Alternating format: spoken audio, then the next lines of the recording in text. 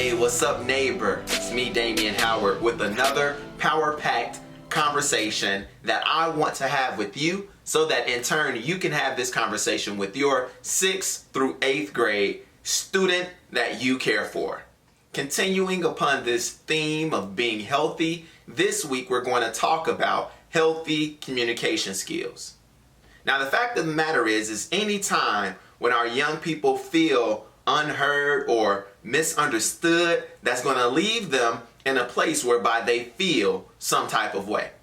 Now, I would love if during the course of this week you are creating space and opportunities for these young people to talk through different times when they feel unheard, they feel misunderstood.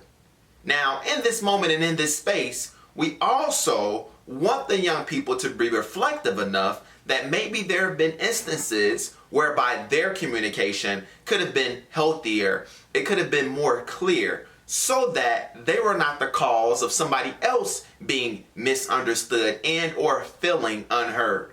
You all know how it is sometimes. We're already thinking about how we want to respond to somebody else when they are right there in the middle of trying to articulate and communicate something to us. How in the world are we going to fully hear everything that they're trying to tell us if we're already thinking of a rebuttal, and or even worse, if we're cutting them off when they are in the middle of trying to say something? Hey parents, y'all know I love to rock with you in this way. This is an opportunity for us to be very mindful and thoughtful concerning the point, are we showing what it means to be healthy communicators so that we can be the key agents in the lives of our young people, so that they can have this as one of the vital aspects of their characters. You all know, we always raise up questions that we're giving you, that we're feeding you, so you can take these questions and have a very fruitful conversation with the 6th through 8th grade young people in your life. Question number 1. What % of communication do you think is verbal communication? And what % would you say is something else? Either nonverbal and or other forms of communication that we use.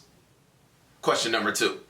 What are some techniques other than active listening that we can use to make sure that we're practicing healthy communication skills?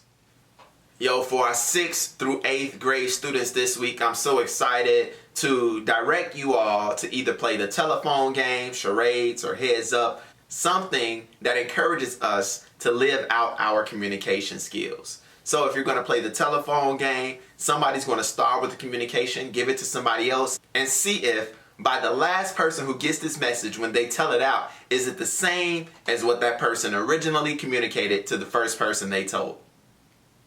Now when we're playing heads up or charades, it gives us an opportunity to practice our non-verbal communication skills to ensure that we are communicating effectively and in a healthy way. Throughout the course of this week, let's make sure that we're finding time to reinforce healthy communication skills. This is another tip. This is another skill that we're going to add to the arsenal of our young people so that they have a very refined and excellent character that's going to propel them to the best of life in every category.